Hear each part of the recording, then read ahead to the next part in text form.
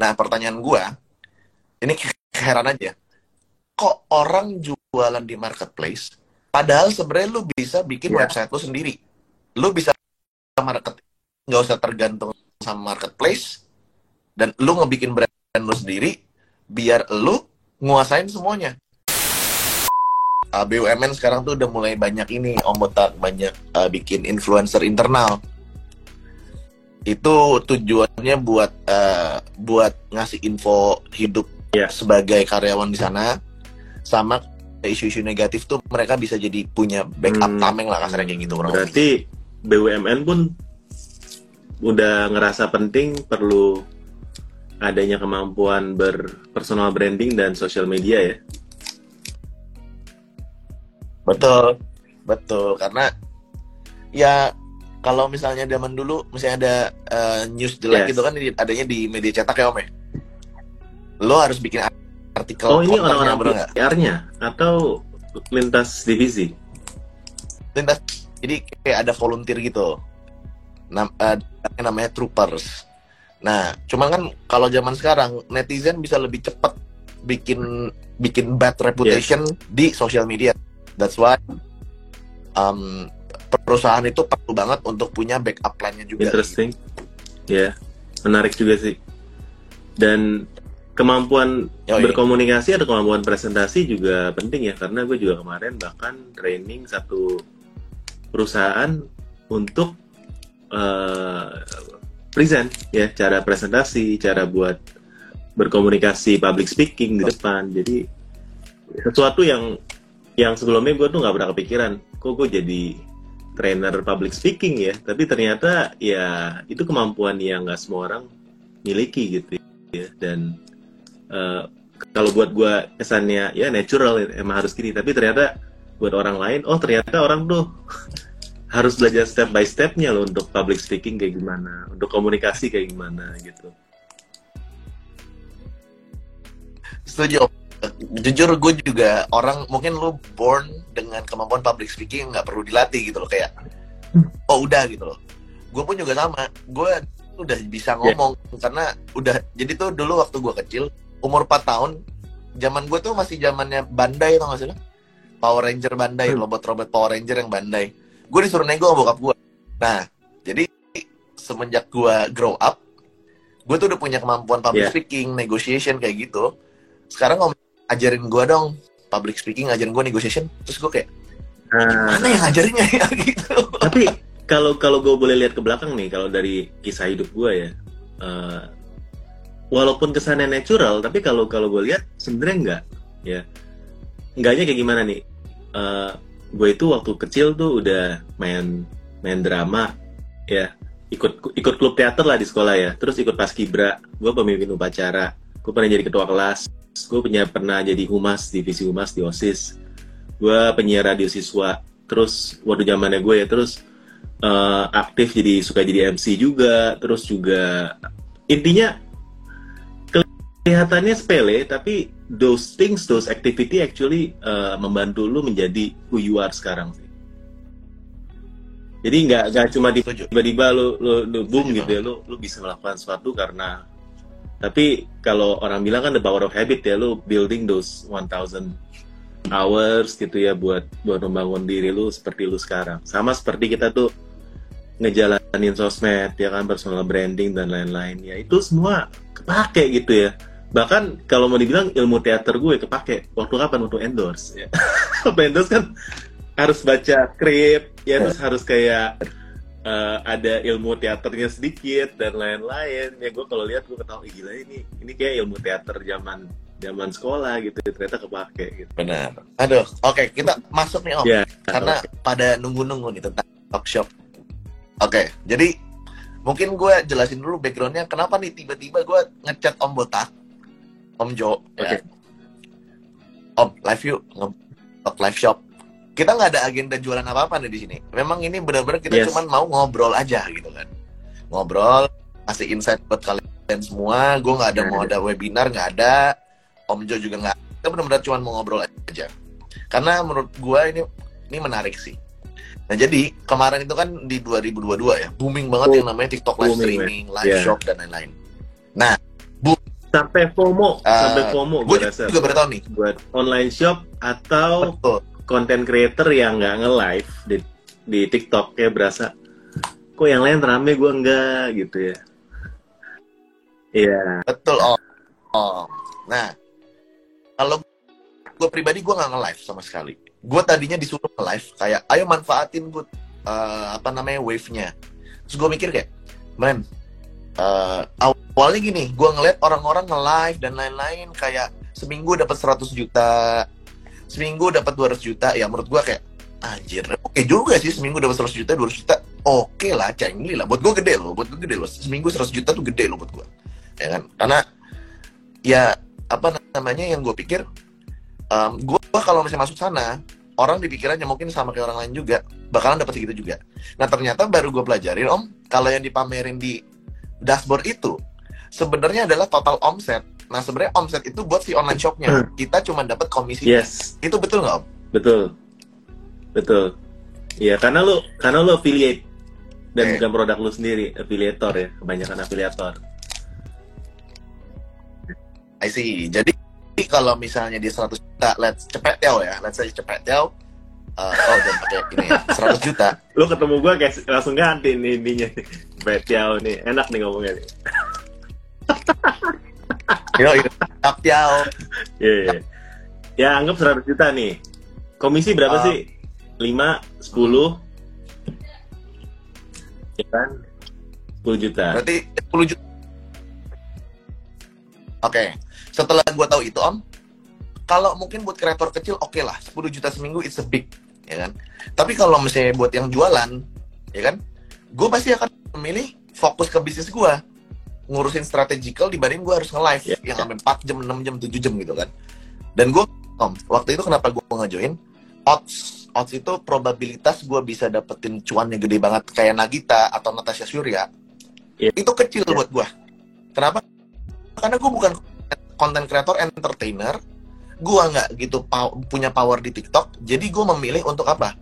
I don't want to have a battle yang bukan battlefield-nya gue. Nah, yang itu kondisinya kemarin tuh FOMO tuh kayak gimana, dan sebenarnya realnya tuh kayak gimana sih kemarin itu? Apakah memang benar kreator langsung jadi kaya banget? Mungkin kalau bisa gue akan bahas dari sisi tokonya ya. Jadi gue nggak bahas dari sisi content creator. Of course gue kenal beberapa content creator, tapi gue bahas dari sisi toko ya. Nah, TikTok Shop ini ya seperti teman-teman tahu, 2022 ini baru mulai. Mereka dari 2021 sebenarnya, tapi itu baru beta. 2022 baru mulai ngegas. Ketika mereka ngegas, itu sama seperti Topet atau Shopee atau Bukalapak atau Lazada yang baru mulai masuk ke dalam Indonesia ya. Cuma bedanya kalau dulu market Indonesia tuh belum terlalu penetrasinya masih kecil, sekarang kan udah sulit untuk masuk kan. Caranya buat masuk ya dengan bakar duit pastinya ya kan. Nah, TikTok Shop bakar duit ya, teman-teman pasti udah banyak yang udah menikmati. Dia kasih subsidi produk ke seller, dia boost seller yang potensial dari platform lain, dan tentunya dia kasih subsidi ongkir gila-gilaan ya. Nah, 2022 itu gue bilang mereka melakukan itu dengan sangat sukses sehingga banyak orang yang FOMO, ya kan? Karena banyak seller, kalau teman-teman lihat, yang tiba-tiba naik, ada yang organik. Menurut gue kebanyakan ada RM-nya. Jadi ada PIC yang bilang, gue bantuin toko lu deh, lu kasih gue VT lu kasih gue live-nya lu, gue akan boost traffic dari dalam. Nah ini yang kebanyakan orang-orang seller tuh nggak terlalu tahu backgroundnya, kenapa nih tiba-tiba rame, gue melakukan hal yang sama nggak rame, kan lu nggak punya orang dalam. Intinya sih gitu sih ya, lu nggak ada orang dalam, jadi lu tuh organik, dan organik itu ya hoki-hokian, ada odds-nya, konten lu menarik nggak, barang lu gimana, dan lain-lain ya. Jadi nggak enaknya kalau dengan boost yang nggak natural kayak gitu ya, ini kan nggak organik ya. Sama kalau sayur organik ya pasti lebih sehat, growth-nya lu bisa manage dengan speed dan kecepatan yang lu setting sendiri. Kalau nggak organik, lu bayangin nih, sebelumnya orderannya dia baru mulai jualan, tiba-tiba dikasih goceng per hari orderannya, ya kan, 5.000 paket, 5.000 paket, 5.000 paket. Yang ada, lu muntah karena lu nggak siap. Ya kan? Nggak siapnya kenapa? Tentunya nggak siap produksi, kalau produksi sendiri nggak siap kirimnya, nggak siap manpowernya, banyak komplain, banyak retur karena ya order di sana masih COD-nya masih banyak yang gagal ya, nggak siap. Dan ketika lu siap, orderannya stop, balik ke normal. Jadi karena itu di boost kan, nggak selalu lu akan di boost gitu. Dan ketika mereka sudah mulai bakar duitnya udah mulai slow down ya, kayak sekarang ya kan kita bahas nih karena bulan lalu kan naik ya, fee-nya jadi 3% plus 2.000. Kalau untuk barang-barang murah kurang lebih itu udah mungkin udah sama kayak marketplace lain yang udah 8,5, 8,7 ya.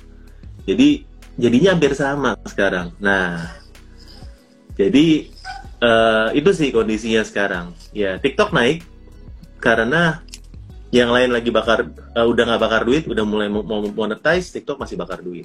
Dan sekarang kalau TikTok udah mulai ngerem, feeling gue ya tahun ini masih tahunnya Shopee, Topet dan Lazada sih.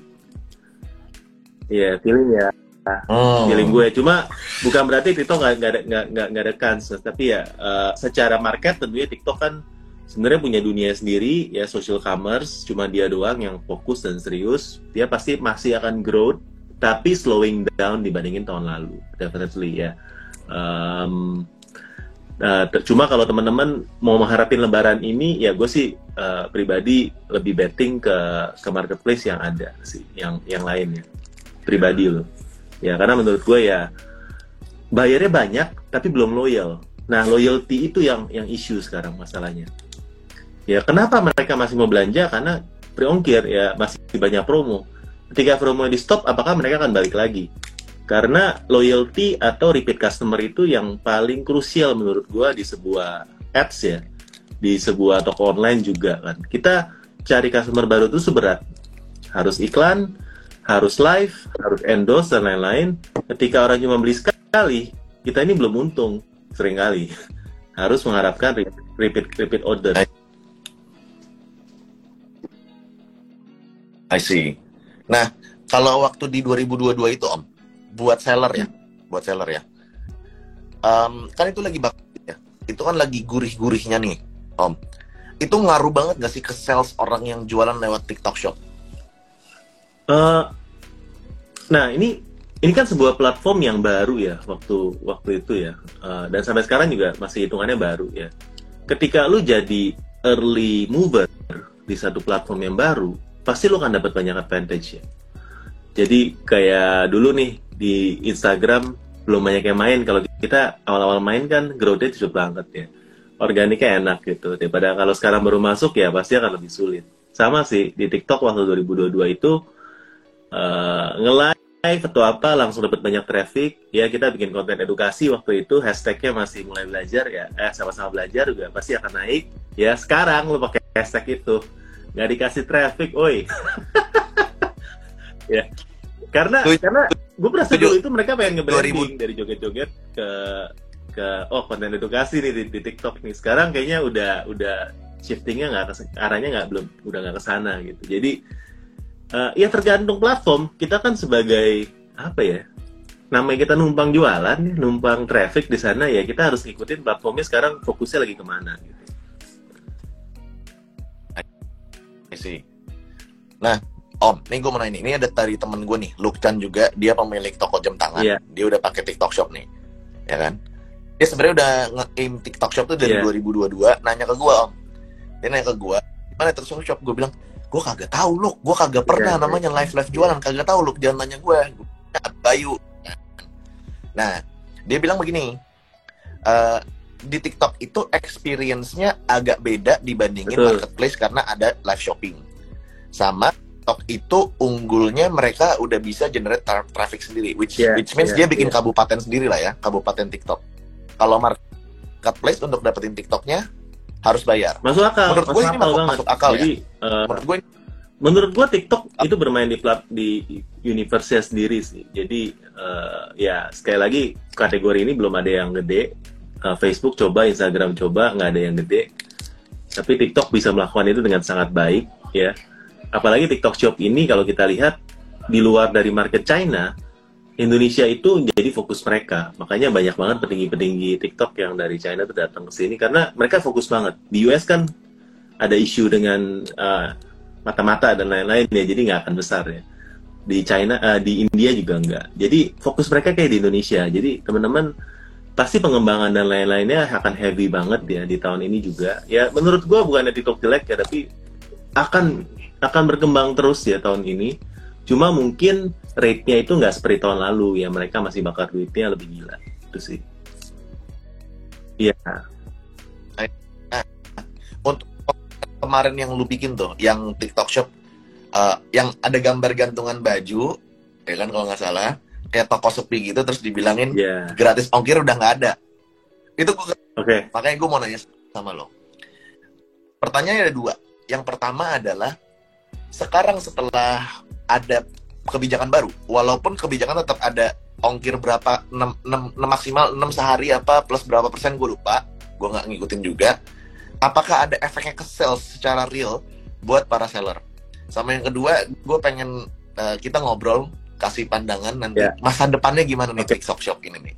Coba, pastinya akan mengaruh ya, dari tadinya orang bisa belanja unlimited, sekarang jadi limited ya, terutama buat teman-teman yang memang cari reseller dari TikTok ya. For example ya, gratis ongkir itu kan dimanfaatkan sebenarnya bukan buat end user ya. Siapa sih keluarga yang memang kita kebutuhan sehari-harinya bisa belanja online lebih dari 6 kali kan, atau kali 2 suami istri ya, kan jarang ya. Sebenarnya orang yang pakai banyak gratis ongkir itu kalau menurut gue ya pedagang, orang yang memang beli buat dijual lagi ya kan. Jadi for example yang paling benar-benar kelihatan ya, lu jualan apa di TikTok yang rame ketika lu dikasih subsidi harga, dikasih gratis ongkir, barang-barang yang mudah dijual kembali dengan cepat.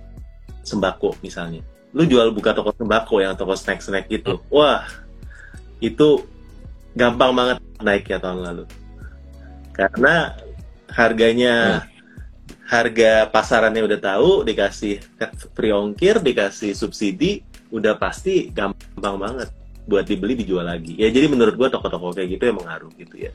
Kalau toko-toko yang memang jualannya barang yang brandingnya udah jelas, value-nya juga jelas ya, sebenarnya sih nggak sampai kayak gimana sih, karena mereka udah punya segmennya sendiri. Cuma toko yang mengharapkan traffic dari marketplace yang bakar duit, ya pasti akan terpengaruh sih.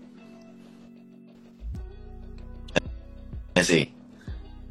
Kalau dari lu sendiri udah mulai berasa penurunan sales atau dari teman-teman? Jujur sih, kalau gue sendiri untuk live sendiri ya, masih lebih rame di Shopee daripada di TikTok. Iya, karena gitu. Toko-toko yang gue pegang dan yang gue manage, karena gue punya agensi digital ya, itu Shopee-nya emang udah kuat base-nya. Jadi ketika kita live di sana, itu impact-nya jauh lebih berasa dibandingkan di TikTok. Jadi kalau teman-teman sekarang Shopee-nya ini ya, Shopee udah jauh lebih kuat, follower-nya jauh lebih banyak, ya kan, tokonya udah established. Coba live di Shopee lebih sering, saya yakin impact-nya akan lebih kencang daripada di TikTok. Kalau TikTok-nya masih 0.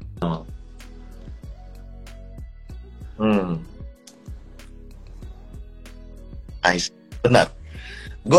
Karena gue nggak ngerti marketplace ya. Kita sempat ngobrol juga waktu berapa tahun yang lalu. Gue bilang gue nggak ngerti apa-apa om tentang marketplace om. Pokoknya cuma beli VGA, udah sama RAM. Udah, gue bilang gitu kan. Nah, kalau Shopee itu kan dia cuma marketplace toko, dia bukan sosial. Gimana caranya lu live di Shopee tapi bisa datangin traffic om? Shopee itu mencoba menjadi one stop shopping sebenarnya ya. Maksudnya gini ya, sebagai developer apps, lu akan seneng ketika orang spend time waktu lama-lama di apps-nya lu ya. Makanya algoritma TikTok itu paling seneng orang live. Kenapa? Karena kalau lu live, yang nontonnya lama, orang kan spend time-nya lama di tempat lu. Ya, demikian pula di YouTube, semakin lu spend banyak waktu di sana, ya YouTube juga akan makin senang. IG juga sama. Shopee juga memperlakukan hal yang seperti itu. Jadi, kalau diperhatiin, Shopee itu buat user yang udah memang udah senang banget sama Shopee ya. Dari dulu kan ada Shopee Tanam, ya kan, yang game Shopee lah, segala macam game, kan mereka induk company-nya kan perusahaan game, jadi mereka sebenarnya gampang duplikasi game itu, gamification mereka jalan. Mereka ada Shopee, ada Cbank, jadi orang juga bayar pakai aplikasi itu, bisa belanja makanan di sana, Shopee Food, ya, dan tentunya marketplace-nya ada.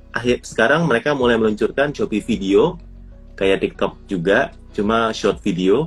Jadi Shopee itu berusaha untuk menjadi one-stop shopping apps, sehingga orang bisa betah berlama-lama di sana, istilahnya cari traffic gratis di sana.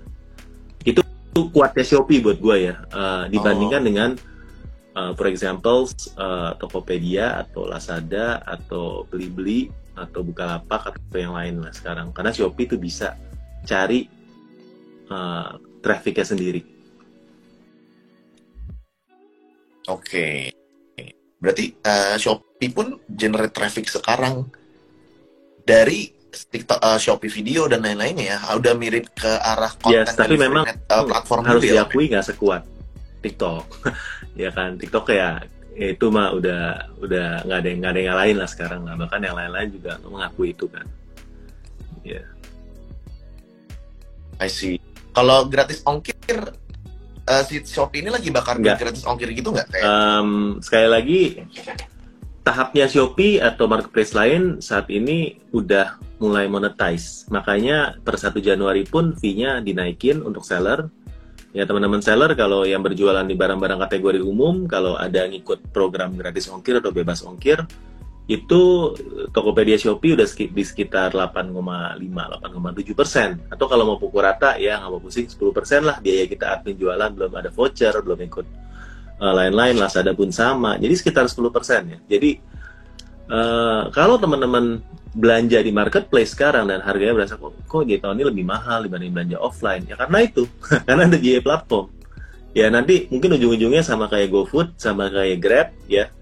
Harga makanan di aplikasi lebih mahal daripada kalau kita beli langsung. Tapi apakah orang do they mind? Ya mungkin juga nggak terlalu, karena memang ada biaya convenience fee kan.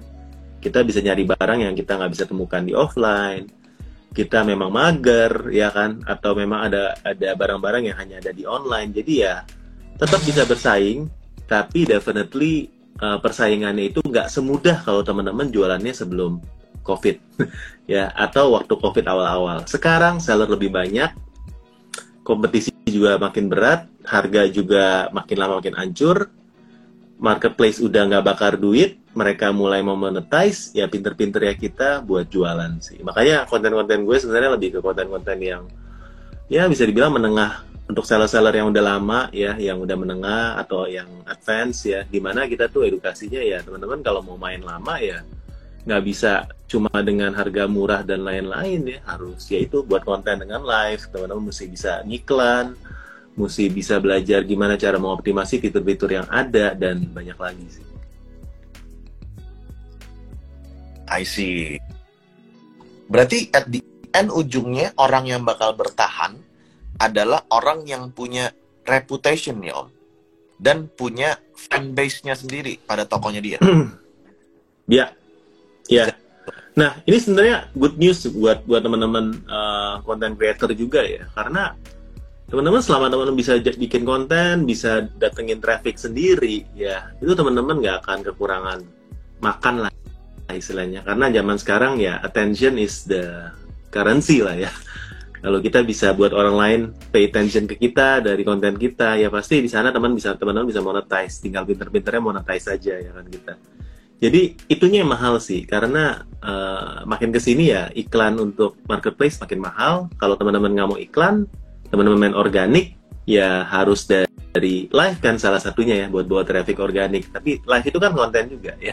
Jadi menurut saya makin mahal, dan itu cara kerjanya dan evolutionnya juga buat teman-teman online seller yang udah lama juga cukup shocking ya, karena kalau zaman dulu ya sebelum ada live ini, gue tuh tinggal cari barang yang bagus, harga murah, upload, selesai. Paling kita jawab chat, ready nggak ready, ya. Kirim, selesai.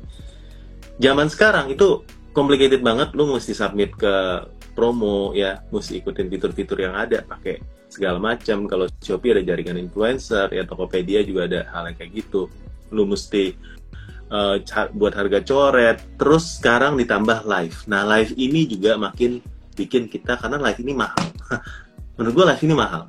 Jauh lebih mudah kita hire admin untuk balas-balas chat, setting-settingan orang-orang yang di belakang layar, mereka nggak ada, digantikannya lebih gampang. Kalau live, selain cocok-cocokan, cari yang jago juga susah sekarang. Kalau dia cabut, algoritmanya juga langsung ganti. Karena beda orang kan beda style untuk live kan. Host itu jadinya mahal. Dan kalau mereka jago, kenapa mereka harus kerja sama kita? Jadi affiliate aja sendiri. Itu ngikutin gua zaman Facebook Ads. Kalau Yeah. nge-hire orang nge-ads, dia udah ngeliat om keluar 20 juta, dapatnya 20 juta, pada Udah jago cabut. ya. Dia mikir, orang-orang Oke. kemudian gue sendiri gitu loh. Tapi pas mereka sendiri gagal, karena nggak segampang itu sebenarnya kan. Ya live juga nggak segampang itu. Mereka biasa di live di toko lu, dia live sendiri, jualan sendiri, affiliate Yeah. sendiri, belum tentu bagus Jadi, juga kan. Jualan di TikTok sebenarnya kuncinya bukan di live-nya kita sih, tapi gimana cara kita maintain affiliate-nya kita buat live buat kita. Karena fokusnya kita harusnya untuk tetap, kalau shop ya, balik lagi kita cari barang dan cari nilai plus lah untuk barang itu ya. Kenapa barang kita orang tuh bisa bikin orang beli dan ada manfaatnya. Tinggal kita pinter-pinter kita maintain hubungan sama affiliate kita untuk jualin barang kita. Karena kuncinya di affiliate. Karena lu nggak akan, menurut gua sulit untuk bisa jaga talent kita sendiri sih. Tapi kalau affiliate selama ada cuannya ya dia kerja lah. Iya. Sih. Nah Om, kalau stylenya lu kan nih main berarti kan kita minjem atau Yeah. numpang sama trafficnya marketplace, betul nggak? Okay. Yang gue lihat sekarang orang pebisnis online itu rata-rata langsungnya kalau ada bisnis langsung masuknya ke marketplace. Nah, gue ini agak lain nih Om. Gue nggak pernah nyentuh sama sekali marketplace. Gue pernah jualan barang produk fisik, gue pernah jualan produk digital, jasa, everything gue bikin pakai ekosistem gue sendiri. Jadi kayak ya udah gue organik sendiri, nge-ads sendiri, website sendiri. Nah pertanyaan gue, ini heran aja, kok orang jualan di marketplace, padahal sebenarnya lu bisa bikin Yeah. website lu sendiri, lu bisa market, nggak usah tergantung sama marketplace, dan lu ngebikin brand lu sendiri, biar lu nguasain semuanya. Ditambah Yeah, lagi yeah. yang gue heran ya, ini gue ya, anggap gue kan yang nggak pernah, orang naif yang nggak pernah nyentuh marketplace, karena gue cuma customer di marketplace ya.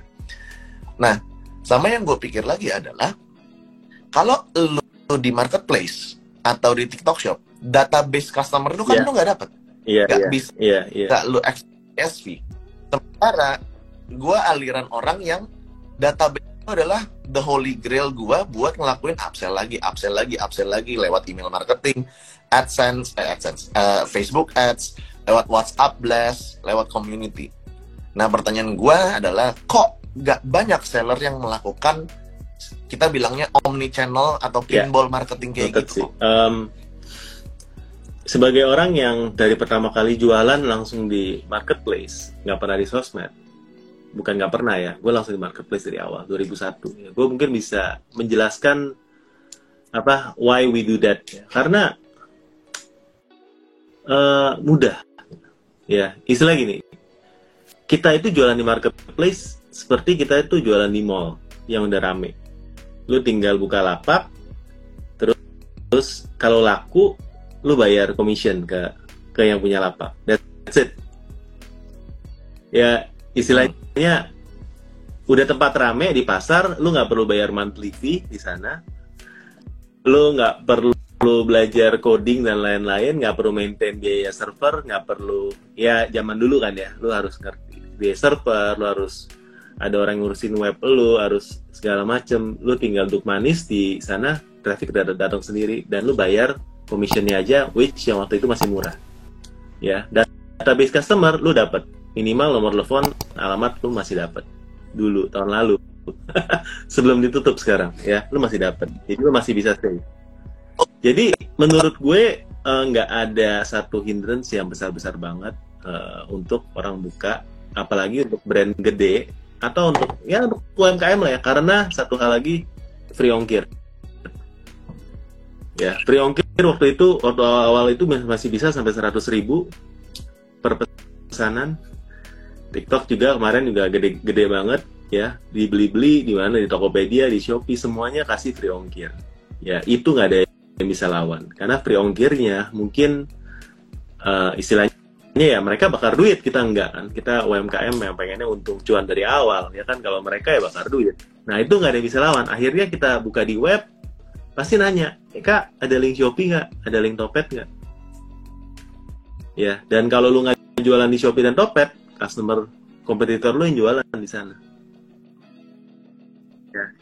Dan kalau lu nggak jualan di sana, misalnya ada temen gue nih, brand sepatu ya, akhirnya kata kunci brand lu diambil sama marketplace itu, karena brand lu terkenal. Akhirnya orang nyari di sana, kok nggak ada sepatu lu, akhirnya mereka beli sepatu yang lain. Ya, something like that. Jadi, ketika mereka lagi bakar duit, lu nggak akan bisa lawan trafficnya. Itu sih. Ya gue baru tahu nih Om, perspektifnya orang yang jualan kayak gitu ya. Gue kalau jadi lu juga serba salah sih. Nggak mau ke marketplace, gue bisa disikat sama yang main. Kalau misalnya gue hajar capital gue nggak sebikin platform. Nggak akan bisa, mereka lagi bakar duit. Dan kalau lu punya web kan, gimana cara lu datengin traffic, ya kan? Mahal banget. Nggak gampang, mahal banget. Ya, sedangkan di sana lu tinggal numpang. Dan kalau lu belajar ilmu ads yang benar, ya misalnya lu nonton di YouTube Cerita Om Botak nih ya, terus join membership-nya di sana ya. Ya, soft selling. Ya, nah, kalau lu belajar ilmu ads yang benar di marketplace, secara general beriklan di sosmed itu lebih mahal daripada beriklan di marketplace. Kita ngomongin di Facebook, di TikTok sekarang juga ya, yang mirip-mirip sama Facebook karena lu main konten ya. Di Instagram itu secara in general lebih mahal. Di marketplace itu kalau di Shopee misalnya bisa seirit 150 per klik ya. Dan tentunya kita ngomongin efektivitas ROI atau ACOS-nya di Shopee itu bisa beda-beda tergantung dari kategori. Cuma in general itu bisa lebih murah ya. 90% lah kalau mau bilang ya. Sisanya kalau lebih mahal itu biasanya lu iklan Facebooknya udah jago banget. Dan memang marketnya lu itu lebih besar daripada Shopee itu sendiri. Ya, kita ngomongin kayak pakai brand yang FMCG yang gede ya, kayak misalnya Indomie ya, nggak semua orang beli Indomie kan adanya di Shopee, ada di Tokopedia kan, adanya di Google Ads terus segala macam. Intinya kalau lu brand kecil, lu makan Shopee aja udah kenyang lah istilahnya. Nah, lo fokus di Shopee udah bisa hidup. Nah itu gue rasa yang menjadikan ya kenapa gue sendiri tuh sangat fokus di marketplace gitu daripada di web sendiri. Oke. Marketplace itu lebih murah ya Om. Kita bandingin numbers-nya nih. Kalau kan gue anak ads, Facebook ads ya. CPM per 1000 impression di marketplace versus di FB berapa? Kalau FB gue ya, itu range-nya sekarang ya CPM ya, itu di 20.000 sampai 30.000. Dengan cost per miles-nya objektifnya konversi ya, bukan traffic, bukannya leads, bukannya traffic, bukannya engagement, tapi memang benar-benar nyari conversion. Kalau di berapa Om? Di dalam ads-nya Shopee atau di Tokopedia atau Lazada, ya cuma Tokopedia, dan itu pun cuma salah satu jenis iklannya yang mengenakan cost per view ya. Jadi lu lihat, lu bayar. Sisanya CPC, cost per click. Jadi belum bisa apple to apple nih. Gue nggak tahu nih dari mereka view yang ngeklik berapa. Gue ada data untuk klik sih. Kalau di marketplace, CPC cost per kliknya paling murah ya di Shopee sekarang. Itu iklan produk serupa atau kalau bahasa Inggrisnya similar ads lah ya. 150 per klik. Dan murah, lebih murah. Kalau dari sana kan baru kita ngomongin conversion rate kan. Conversion ya tergantung dari produk lu lah. Ada yang 5 ya, tapi rata-rata on average 1-2% sih di marketplace. Kalau di FB Ads tuh klik rata-rata sekarang tergantung ya, bisa aja guanya bego nge-ads-nya. Tapi kalau pengalaman gue, baik produk fisik atau produk yang digital, itu rata-rata di 500 sampai 900 atau 1000 cost per klik. Ya. Untuk beberapa kategori, gue rasa cost per klik kita juga segitu sih. 1000 beberapa kategori ya. Tapi lo 200 atau 150 sekarang iklan itu juga masih bisa jalan. Jadi banyak produk yang gue rasa nggak akan bisa lo iklanin di Facebook. For example, lu jualan barang FMCG lah ya, jualan barang sembako, nggak mungkin lu bisa masuk iklanin di Facebook. Bocuan, pasti bocuan. Lu tuh cuma 5.000 ya kan, satu produk, atau bahkan 1.000-2.000, nggak akan bisa lu masukin ke Facebook. Jadi menurut gue tuh banyak barang yang memang cuma bisa lu iklanin di marketplace. Ya, yang barang-barang yang memang cuannya tipis, ya tapi ya orang tetap cari, ya kan. Kalau jual di marketplace, ya pasti profit. Ya. I see. Oke. Nah, sekarang gue mau ngobrol tentang yang masa depan nih, Om. Nih, gue tuh ngeliat lo, gue respect banget sebagai legendnya marketplace dari 2001, ya. Dari 2001. Entah kenapa kok muka lo nggak tua-tua dari dulu, Om. Tetap muda aja dari dulu. Ya kan? Emang kalau orang punya duit tuh lebih muda, guys, mukanya. Memang gitu, guys. Kalau orang punya duit muda, guys. Karena nggak banyak. Dan ada yang setuju, coba tulis setuju. Kalau di chat orang punya duit itu makanya karena quotes, guys. Lebih mending kurang tidur daripada kurang duit. Betul. Ini Bro Harjung nih, ya. Kayak awet muda nih, karena dia menurut gue sih dunia berbeda, nggak apple. CBC pasti liburan di MP, ya siap. Ya ini Bro Har juga, Mas gue manggilnya Mas Har, dia juga temen gue juga. Dia ini SEO ya di Google Ads. Dan mukanya muda juga sih. Dan duitnya udah banyak soalnya, duitnya udah banyak. Ya, masa depan. Mari kita prediksi masa depan ya. Ini subjektif ya guys ya. Tapi ini kan kita ngobrol-ngobrol santai aja, jadi di bawah santai aja. Gue intro dulu ya. Karena beberapa hari terakhir ini tuh gue sambil ngopi, sambil nge-vape gitu kan, terus sambil mikir. Pertanyaan terbesarnya kan, ini jangan dijawab belum, karena gue mau jelasin dulu.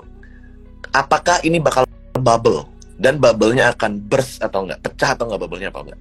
Karena gini, ini gue sebagai influencer ya, gue makan duit endorse, makan duit brand ambassador, makan duit dari undangan seminar, jualan kelas, ya kan, ada konsul, jasa sosial media dan lain-lain gitu kan. Gue mau ngomongin dari sisi aspek penghasilan gue yang endorse, ya kan. Gue mau kasih tau teman-teman dulu. 2020, gue tuh dulu 2019 biasa aja, ya kan. Duit gue nggak nyampe puluhan juta deh. Pas 2020 Om, anjir, 1 tahun itu gue nggak pernah ngerasain yang namanya 100 juta.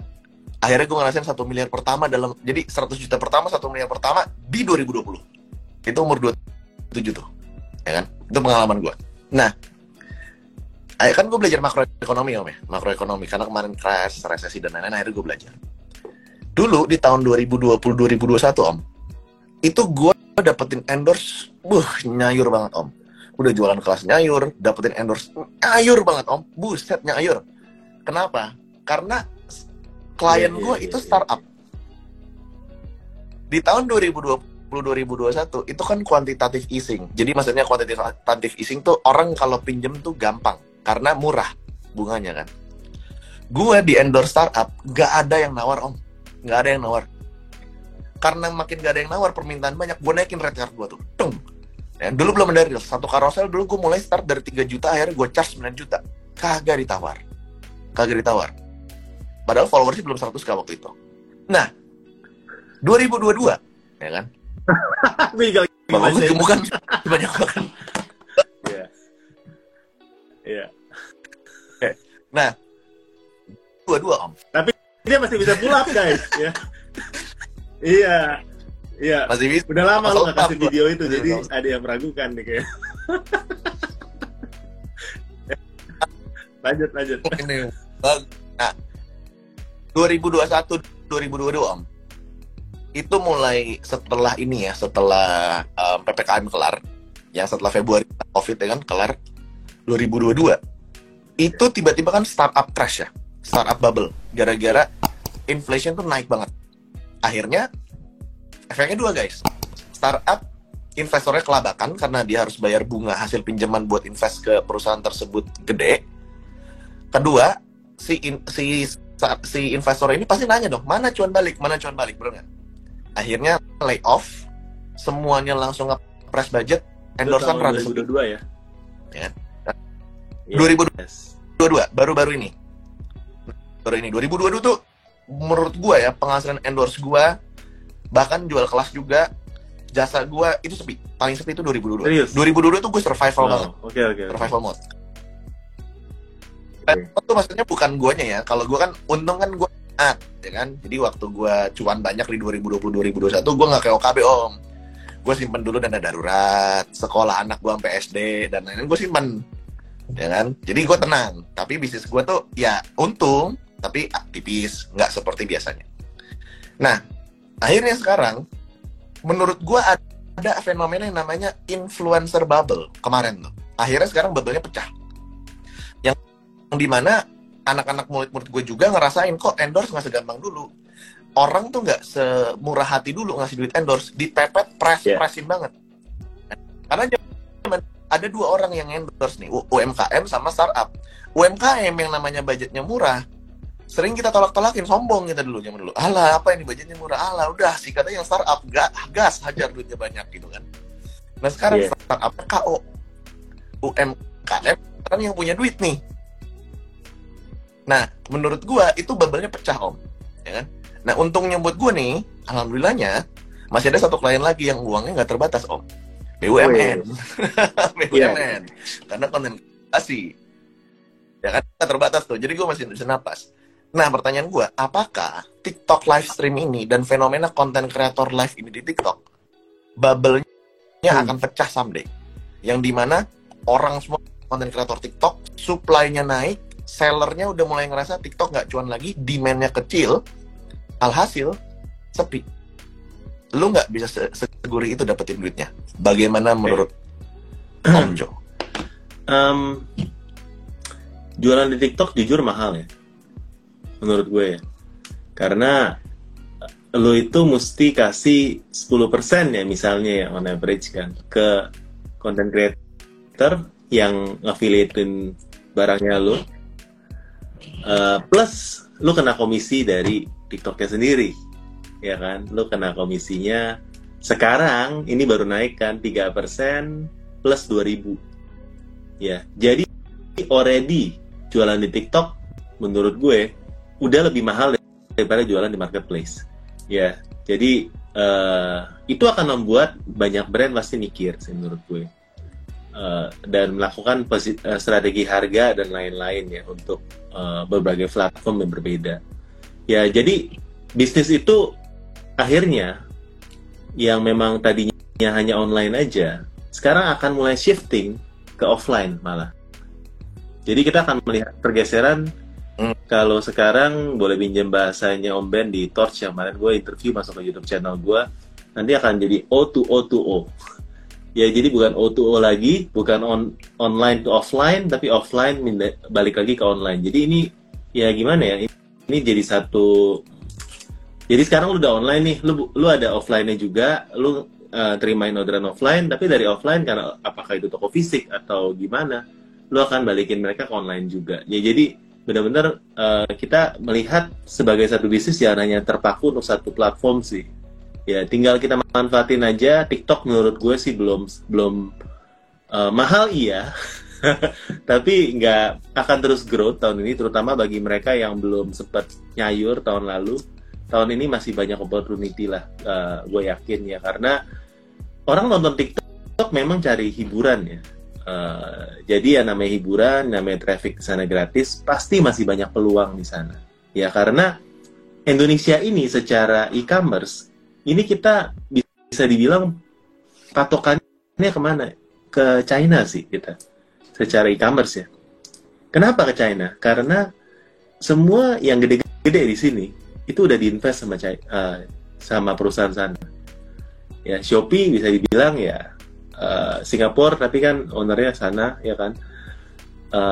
Tokopedia juga investor terbesarnya kan salah satu Alibaba, jadi mungkin infrastrukturnya di sana. Ada Lazada juga, itu 100% owned by Alibaba. TikTok apalagi. Jadi kita melihat, kita nanti kiblatnya akan ke sana. Dan kalau kemarin gue ngobrol sama orang yang e-commerce yang udah senior di sana, Indonesia itu 10 tahun ketinggalan secara e-commerce dibandingin di sana. Dulu waktu tahun 2019, gue kan terpilih jadi wakil Indonesia untuk ke Alibaba Netpreneur Program. Jadi kita 50 orang dari startup dari dunia, ada yang dari Kadin, ada dari BUMN. Gue salah satu mewakili seller Indonesia ke sana. Di sana waktu itu gue udah lihat orang-orang jualan pakai live. Gue bingung ya, gimana ya orang sini bisa beli pakai live ya? Dan di sana dulu banyak startup yang kayak ruangan bilik-bilik, terus influencernya jualin barangnya online shop itu pakai live, terus bagi hasil sana, profit sharing. Zaman dulu nggak kebayang tahun 2019, tapi begitu COVID ini mempercepat semuanya, yang sekarang kita lihat itu sekarang jadi biasa. Jadi menurut gua kalau mau ngelihat tren, kita lihat tren di sana seperti apa. Indonesia akan kejadian, mungkin nggak nyampe 10 tahun, akan jauh lebih cepat. Mungkin 4 tahun, 5 tahun lagi kita akan kayak gitu. Ya, jadi trennya pasti akan ke arah sana, ke live juga. Jadi teman-teman yang belum live ya menurut gua harus belajar, harus mulai adaptasi. Tapi juga jangan melupakan kalau sekarang jualan di Topet, di Shopee ini masih gurih banget. Tinggal diadaptasi aja. Kalau dulu kita dengan organik itu masih bisa banget kita jualan ya, tanpa pakai iklan, tanpa ngikutin ngambil paketan-paketan, tanpa jadi mall. Sekarang yang nggak bayar tentunya nggak disukain sama platform. Teman-teman kalau mau sukses jualannya tentunya harus mulai bayar ya. Bayarnya melalui apa? Ya lu iklan. Ya lu kasih cuan ya kan, ambil gratis ongkir ekstranya, ambil paket bebas ongkirnya, ya lu ambil paketnya, paket-paketan yang mana ya, semua paket yang ditawarin buat selama event, double digit event ya, menurut gue itu. Makanya gue tuh sangat setuju, sangat yakin kalau teman-teman kalau jualan sekarang minimal ya teman-teman harus ngerti caranya pakai ads ya, Shopee ads, Tokopedia ads dan lain-lain gitu sih. Bahkan TikTok ads juga. I see. Tapi menurut lo kira-kira bubble-nya pecah kapan Om? Untuk TikTok live shop. Gue sih prediksi 2024 ya. 2024 ya. Prediksi gue 2024. Yeah. Gue dari sisi kreator ya Om ya. Dari sisi kreator, gue nggak ngerti shop. Kalau gue ngelihat sekarang ini kan ada sampai yang ada mandi lumpur tuh ya kan. Terus yang jangan ngatain saya yatim gitu kan. Live streaming menurut gue nanti di tahun 2024, gue bisa salah ya guys ya. Semua konten kreator pengennya live stream karena setiap hari kita kalau ngeliat FYP kita disuguhin sama alhamdulillah hasil live 24 jam dapat miliar. Padahal itu ya kan. Padahal itu gue kalau misalnya ditanya penghasilan setengah M 100 juta pertama gue umur berapa? 16 waktu jualan kurban. Tapi kan jualan kurban omsetnya cuannya cuma 11% Pak. Ya kan? Transaksi api cuma kan segitu. Akhirnya orang-orang pada FOMO, ketipu, ya kan? Kayak langsung dapat 100 juta gitu kan. Padahal kalau misalnya dihitung-hitung lu live 2 bulan dapat 100 juta, sebulan goceng kan? Ya kalau misalnya komisi 10% gitu loh. Menurut gue di 2024 mulai banyak kreator yang bakalan ngerasa kayak ternyata live shop di TikTok nggak seindah bacotan motivator lah. Di 2024 kalau gue dari sisi kreator gue punya conviction ke sana. Jadi tahun ini masih gurih ya harusnya.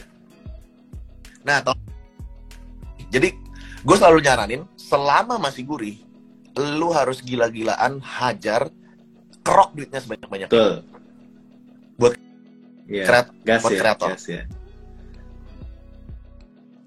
Gas. Kalau kenapa gue nggak masuk live shop? Karena gue bandingin komisi 10%, live seminggu 100 juta. Mendingan kerjain endorse satu, ya. nutup. Mendingan endorse satu atau mendingan gue ngedein bisnis gue. Udah bersistem. Gue harus fighting sendiri dan lain-lain. Kan alhamdulillahnya levelnya gue udah lebih ke strategik. Gue lebih dealing sama orang, make partnership, cari klien dan lain-lain gitu. Nggak sempat gitu. Tapi kalau misalnya lu baru mulai, hajar segurih-gurihnya, hajar segila-gilaannya. Kayak gue ngehajar gila-gilaan jualan dan panen endorsan tahun 2020. Terus Pesannya lagi buat kreator, duitnya jangan dihabisin. Beli Rolex-nya, beli LV-nya nanti aja. Simpen aja dulu gitu. Itu kalau gue dari kreator, Om. Kalau pandangan lu gimana?